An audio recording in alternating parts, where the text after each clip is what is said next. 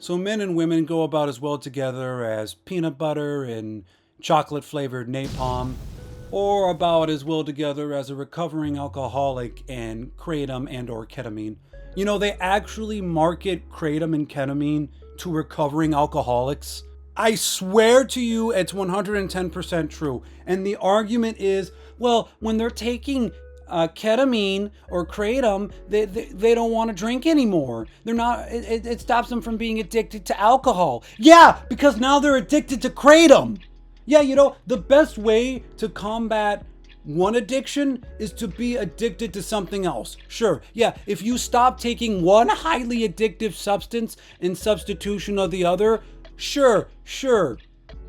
I mean, in this country, you can just walk over to a gas station and buy kratom drinks. You ever see those? They come in like the blue bottles. They're called like Feel Wells or whatever. You could just buy kratom in this country, just casually at a gas station. And we think the biggest threat to our country is President Trump using slurs like he's in an Xbox Live game chat in the year 2007. But anyways, back to the men and women. Look, men and women, they live together, they have kids together, they do all that stuff, and that stuff's good, that stuff's cool. I think that stuff's pretty awesome personally. Okay, I think you should do it. But I think in its core, the only reason men and women really get along in the circumstance of love and marriage is really because the prong fits in the hole. Sorry for the analogy, but I mean, I'm just being honest. Look, okay, men and women, we have very different wants and needs, okay?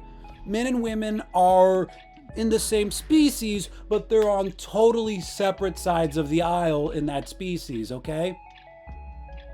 Now, I think many of us have had to learn the hard way that if we live with a roommate that's the opposite gender to us, that we're not dating or we're not romantically inclined with, it becomes the most unbearable and just agonizing experience we ever feel in our lives. I don't care if you're talking about a woman living with a man or a man living with a woman. If you are living with somebody of the opposite gender and your pickle isn't getting tickled, your fiddle isn't getting diddled, your schlong isn't getting nibbled, it's just not worth it. It's not. You're sitting there and you're getting screamed at by somebody because you left a sock on the bathroom floor, and at no point are you going to be able to bust a nut. There's no relief to the nonsense. Look, again, men and women have two very different sets of wants and needs. Women and men care about two very, very different things. Like, for example, women care about things like matching socks, okay? I know women that will refuse to leave the house if their socks don't match. I've left the home without pants. Women do things that men don't do, okay? Men, we don't do things like dust, and that drives women crazy. My sister came over to my house and was appalled by the fact that I didn't dust. Just completely disgusted. She was coming over, she was gonna stay the night, because she was visiting. She ended up sleeping in her car. Look, women are capable of loving men in general, even outside of romantic means. Women are capable of loving men. Women can love men, but they hate the way we live. They just hate the way we live. The way men lives, it sickens and appalls women to their core. The existence of men makes women appalled and disgusted. But, you know, it's not really their fault, because we're two very different parts of the same species. I feel that, you know, in all fairness to women, it would be just as difficult for them to live with a guy that they're not romantically inclined with as it is for a man to live with a chick he's not romantically inclined with. You know, in all fairness.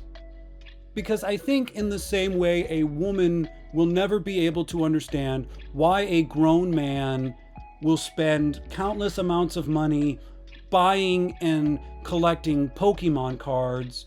Will, as men, will never understand what the hell a quote decorative hand towel is, or why they buy and decorate the house in things like shiny rocks because they quote eliminate bad chakras.